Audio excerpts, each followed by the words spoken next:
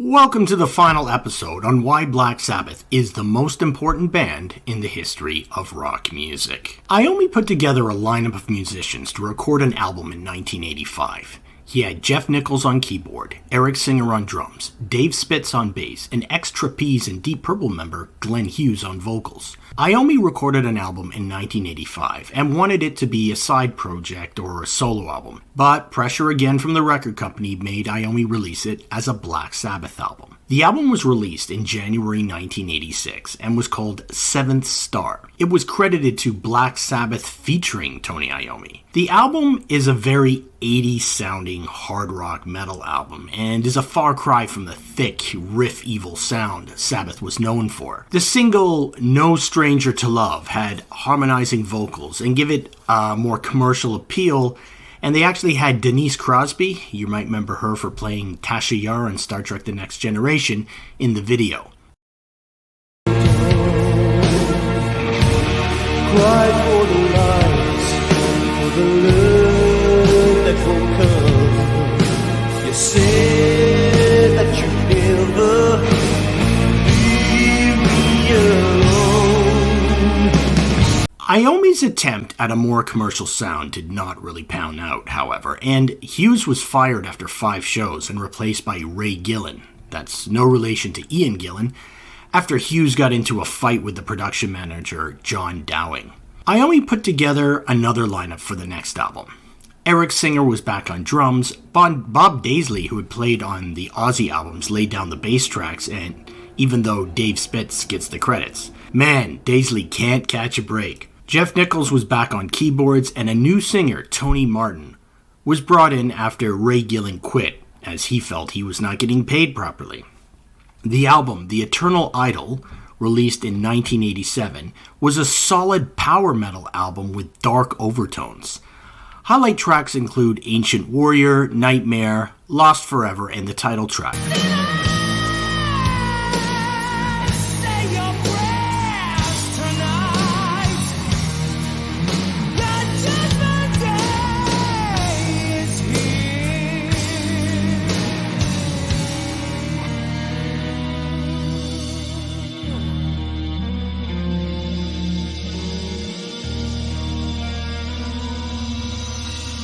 Daisley had commitments to Gary Moore, so he could be not part of the touring band, and Singer would join him as well. Singer, Gillan, and Ozzy guitarist Jakey Lee would form Badlands, and unfortunately Ray Gillen would die from AIDS in 1993. For the tour, Dave Spitz was brought back on bass, and so was Bev Bien on drums. He had played cymbals on one track for the album. For the follow-up album, Headless Cross, released in 1989, former Rainbow drummer Cozy Powell was brought in. The album was another solid power metal album and had Brian May of Queen guest on the track When Death Calls.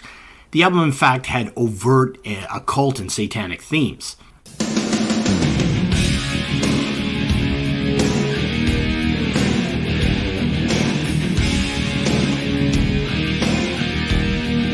The last album in this trilogy with Tony Martin was Tear, which was released in 1990. Ex-Whitesnake bassist Neil Murray from Scotland was brought in as Daisley's replacement on the Headless Cross tour. And again, another solid album of 80s power metal, but the sales of these albums were not particularly great, and the future of the band seemed uncertain. Ozzy emerged from the Betty Ford Clinic in 1985. Guitarist Jakey Lee had a bunch of music waiting for him. Lee had been given no credit and royalties for his material he helped write on Bark at the Moon, so Lee refused to play anything until he had a contract guaranteeing him publishing rights. Bob Daisley, again here we go, had a lot of lyrics written for the album, but had left the band, so he was replaced by Phil Sosin. Randy Castillo was brought in as the drummer.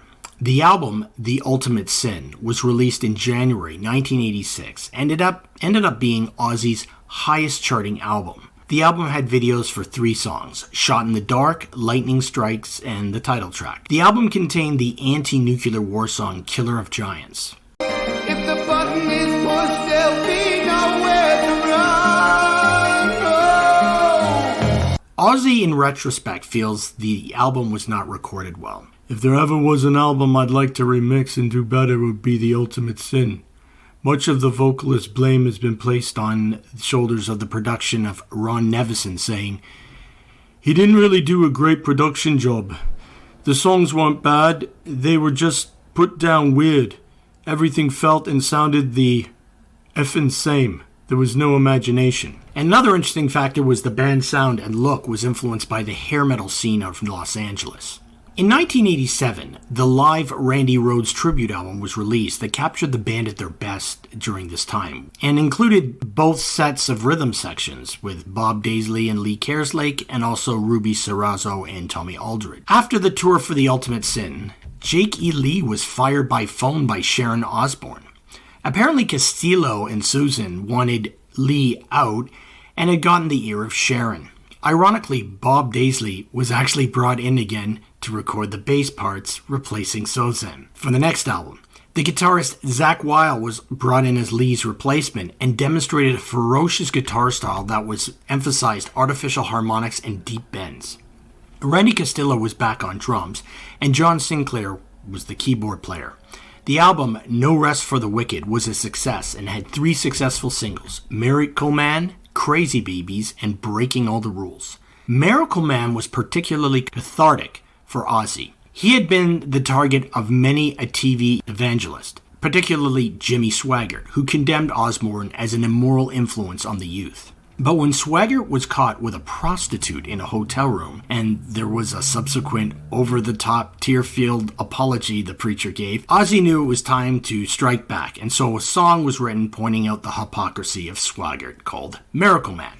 Daisley was out after the recording, so Ozzy brought in his old bandmate Geezer Butler for the tour. Ozzy had been in and out of rehab a few times over the years, and Ozzy's state of mind was captured in an interview for the film The Decline of Western Civilization Part 2, The Metal Years.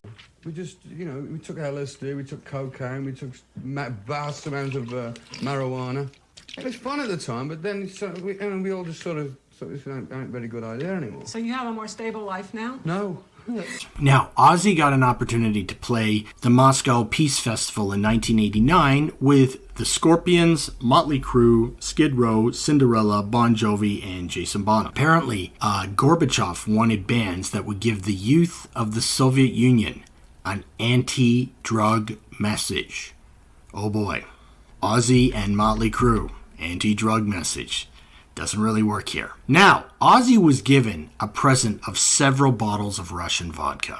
When he got home, one night he found the 4 bottles of vodka, which he drank them all at once, and then he proceeded to try and strangle his wife. Sharon hit the panic button, and the police came. When Ozzy woke up, he had no recollection of what happened. Ozzy was forced to go into rehab again, and over time he and Sharon rekindled their relationship. A sober Ozzy went back into the studio to record the incredible comeback album, 1991's No More Tears. The title track had incredible orchestration along with one of the greatest guitar solos of all time, played by Zakk Wylde.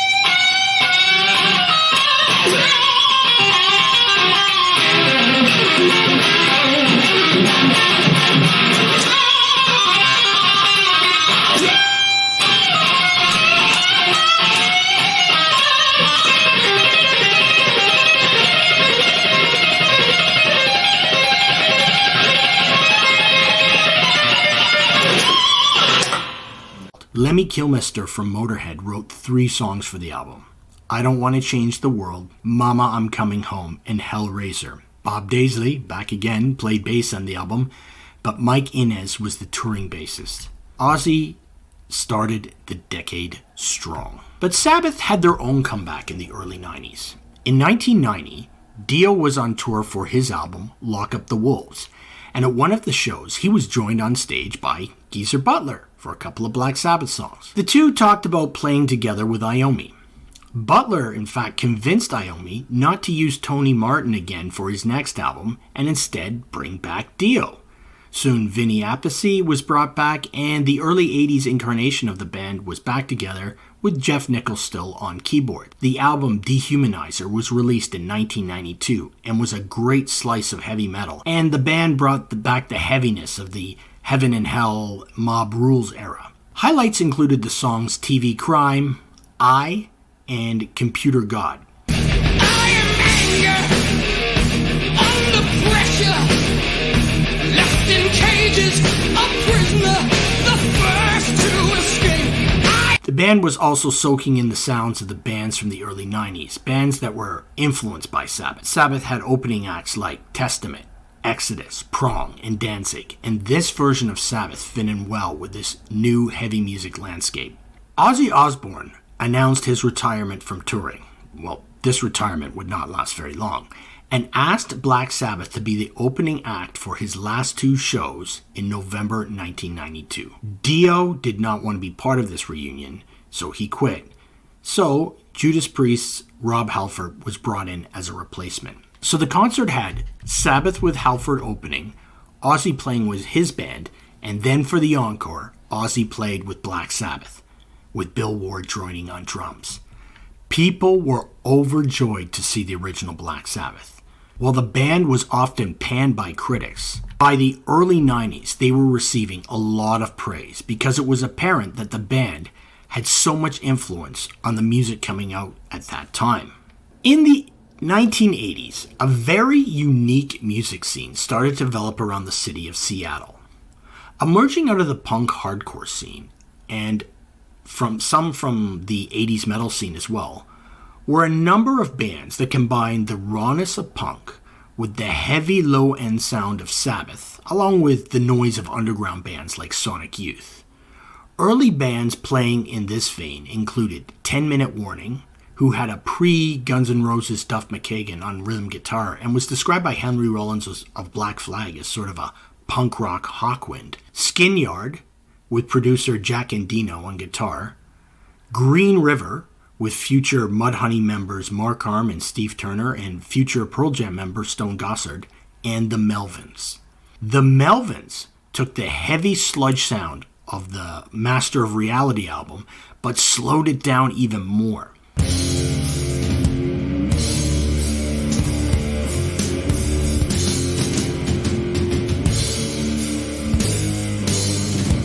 One of the biggest Melvins fans was a kid named Kurt Cobain. Cobain wanted to create a band that combined the heaviness of Black Sabbath with the melodies of the Beatles. His band Nirvana would bring this sound to the mainstream when their second album Nevermind became a massive successful seller in the fall of 1991. The term grunge was used to describe the various bands that were part of the city scene, and Black Sabbath was used as a reference point by journalists to describe the sounds of these bands. One band that was particularly influenced by Black Sabbath was Soundgarden.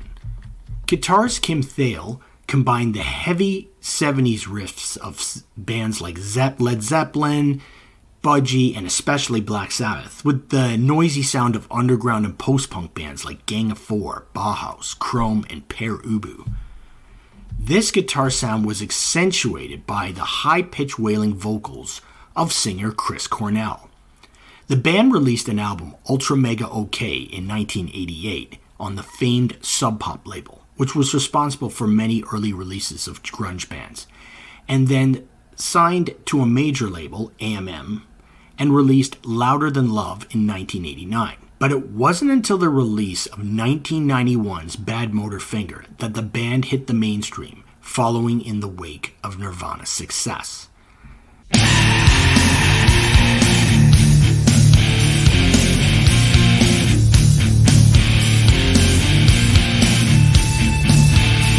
Soundgarden paid tribute to Black Sabbath by recording a version of Into the Void in 1993.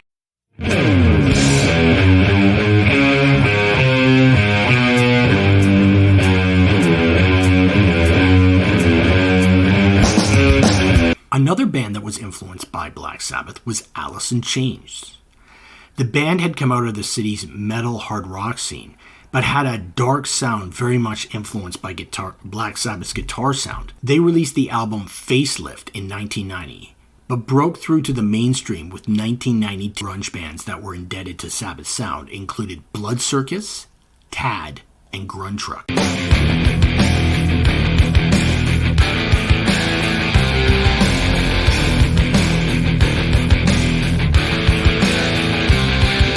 There was another group of bands that were on the periphery of the metal scene that were influenced by Black Sabbath and other 70s bands. Bands such as Circus of Power, Masters of Reality, check out that name, Raging Slab, and the Four Horsemen, who all played a kind of heavy 70s influenced hard rock. An interesting band out of New York, Warrior Soul, played a unique form of angsty hard rock, and vocalist Corey Clark was influenced by Ozzy's singing style. Politicians underground, no light can be found. All the pimps, all the whores, all demented religious wars. Former Misfit and Sam Hain leader Glenn Danzig was a huge Black Sabbath fan and formed a band under his own name and released 4 self-titled albums: Danzig 1988, Danzig 2, Lucifuge 1990, Danzig 3, How the Gods Kill 1992, and Danzig 4 1994. They had both dark lyrical content and a sound that was very influenced by Black Sabbath.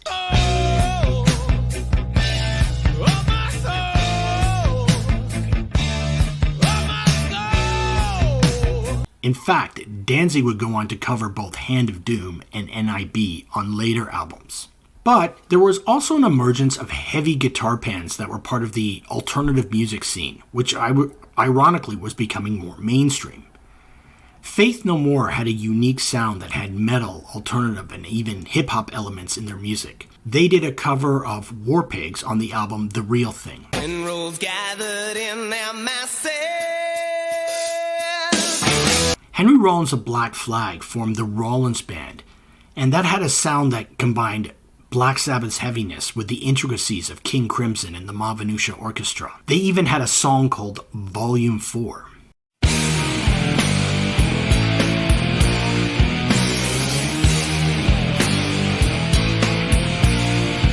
Helmet took Sabbath's heaviness and played intense staccato rhythms with it. But even big-named alternative bands like the Smashing Pumpkins had a guitar sound that took its cues from Black Sabbath.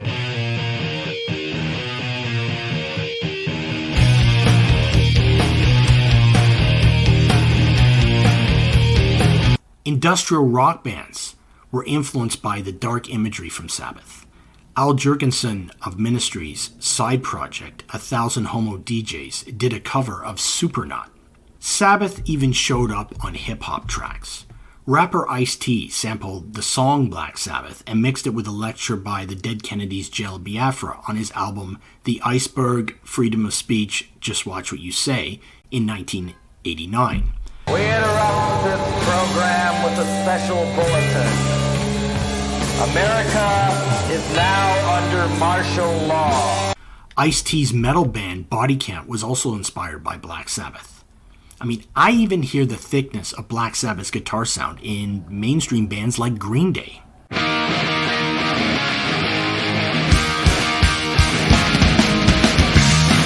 But Sabbath was also continuing to influence the heavy bands of the underground. In America, bands were creating the heaviest down-tuned riffs and using growling vocals to create a sound so extreme that it was dubbed death metal. And it included bands like Possessed, Death, Morbid Angel, Deicide, and Obituary. Tampa, Florida was a hotspot for this sound.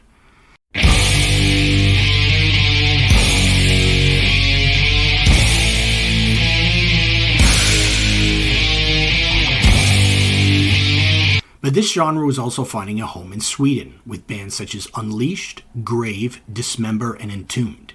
Entombed in particular were strongly influenced by Black Sabbath, particularly the mannerisms of singer Lars Goran Petrov, and they incorporated more of a 70s rock sound and they became known as death and roll in terms of their style.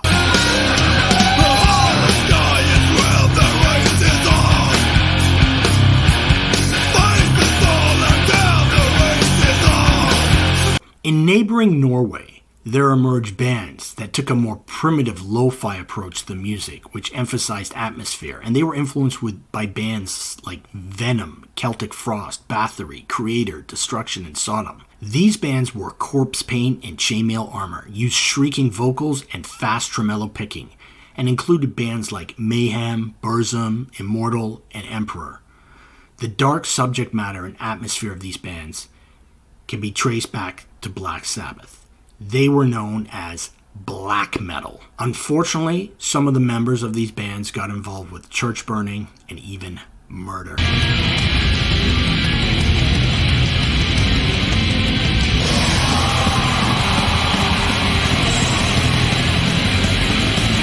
In the UK, grindcore bands like Napalm Death and Extreme Noise Terror, and crust punk bands like Amoebics and Doom, who covered Symptom of the Universe, were inspired by Black Sabbath, even though some of those bands played at breakneck speeds.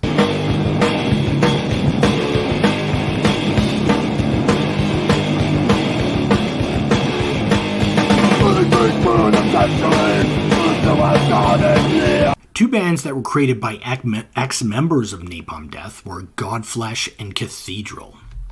Godflesh took the riff heaviness of Sabbath with the noise rock of the Swans and industrial bands like Throbbing Gristle and Ministry.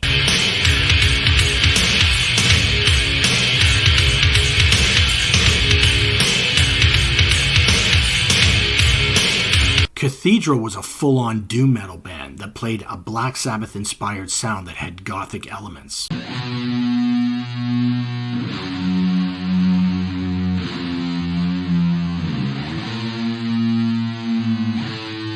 Two other bands from the UK also combined doom metal with a gothic approach, along with the heavy of death metal, were Paradise Lost and My Dying Bride. Another UK band, Fudge Tunnel, took Sabbath's sound and volume and combined it with a noisy approach.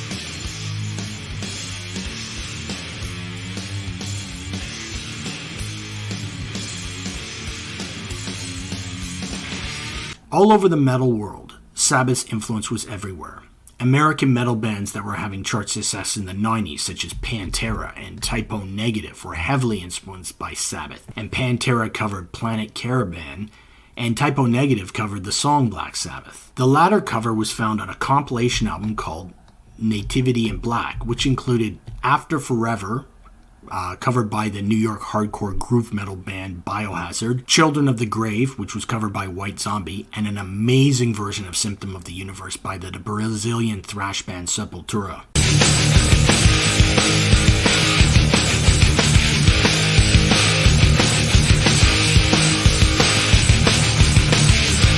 Sabbath was an inspiration for many bands that were part of the noise rock scenes. Bands like Unsane and Today Is the Day.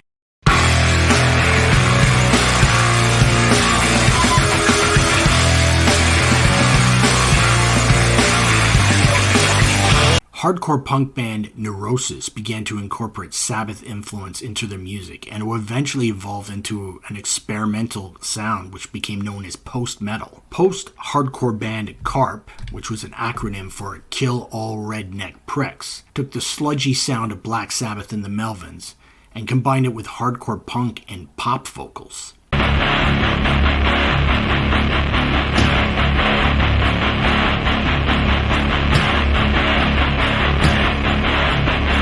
But in fact, there were genres being created that were an homage to Black Sabbath. One of these was sludge metal. These bands took Sabbath's downturn riffs and combined it with an abrasive, noisy, nihilistic approach, and included bands like I Hate God, Down, Acid Bath, Crowbar, and Buzz Oven.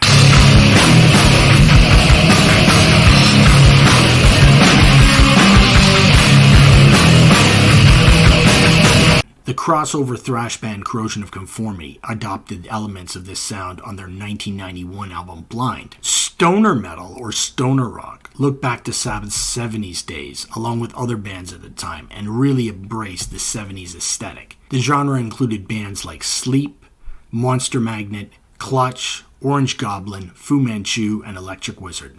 Sleep had an album called, depending on when it was released, Jerusalem or Dope Smoker, that is based on one riff played over and over again for 63 minutes.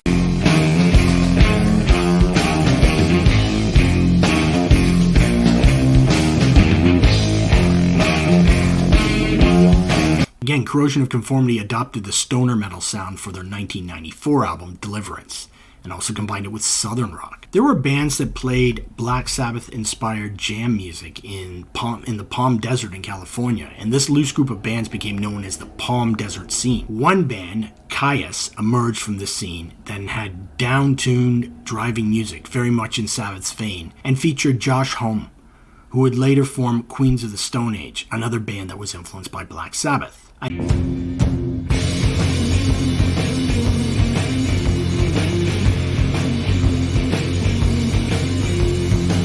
interesting band that took elements from Black Sabbath and combined it with krautrock and other experimental music was Black Mountain out of Vancouver, Canada.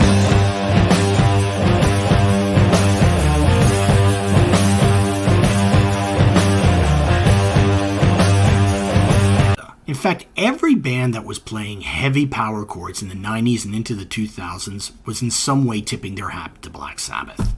It was in this musical landscape that a Sabbath reunion was inevitable. Iommi kept the Sabbath name going with two more albums with Tony Martin, Cross Purposes in 1994 and Forbidden in 1995, which was produced by the Body Count guitarist Ernie C. In 1996, a festival was created by Sharon Osbourne called Ozfest.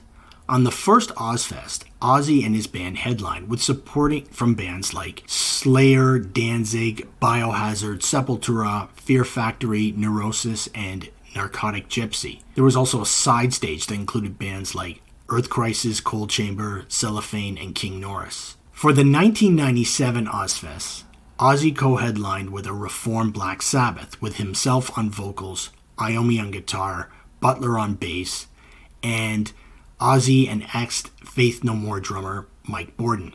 Ward would join the band at a reunion show, though, in December of 1997. The original lineup would continue playing shows and touring in 1998 and 1999.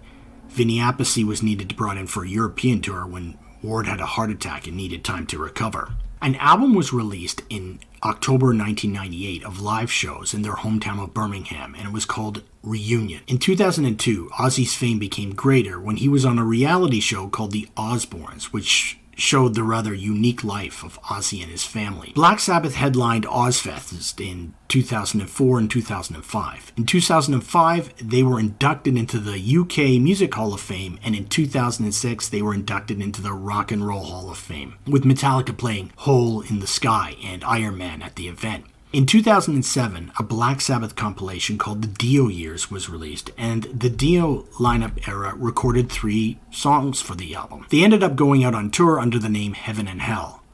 They released a studio album, The Devil You Know, in 2009.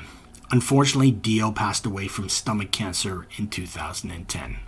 Ozzy and Iommi were caught in a legal dispute about the rights to the name Black Sabbath, as Ozzy claimed Iommi had illegally gotten the right to the name. When the settlement was finally worked out, the band would record their first album since 1978, which was called 13, and that would be released in June 2013. The album sported 2 singles, God Is Dead and The End of the Beginning.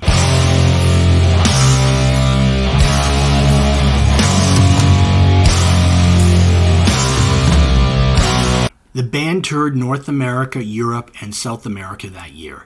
The band announced their final tour, and it was called The End, and it would go from January 2016 to February 2017, with the final show being in Birmingham. Ward did not participate on the 13 album nor on the End tour. He had issues with his health, and he didn't like the contracts. So Brad Wilkes of Rage Against the Machine and Audioslave played on the album, while Ozzy's drummer, Tommy Clufitos, played on the tour. Iommi and Ozzy still make music today, and Butler released an autobiography, Into the Void, From Birth to Black Sabbath and Beyond, in 2023. When Sabbath released their first albums back in 1970 and introduced the music to the heavy, thick, distorted tritone riffs, with songs about the occult and the dark side of humanity, the world of rock was changed forever. The entire genre of heavy metal was created, and every subgenre of heavy metal, and particularly the more extreme bands, and they are all indebted to Black Sabbath. Furthermore, the entire landscape of alternative guitar rock in the 90s was under the influence by the thick sound of Black Sabbath. In fact, rock bands that write about alienation are tipping their hats to Black Sabbath. In comparison to so many of their contemporaries from the 70s, their music does not sound dated, and their impact continues to this day. Their music lives on in bands like Sag, Witchcraft, Pallbearer, Blood Ceremony, and Will of the Ancients, to only name a few of so many bands. So remember, Black Sabbath is the most important band in the evolution of rock music. I hope you have enjoyed this series, and I hope that I have stated my case well. Thank you for watching 20th Century Arts. Please remember to subscribe, like, share, and comment. And in fact, in the comments, just answer this question. Which band do you think was the most influential in the history of rock music? Thank you.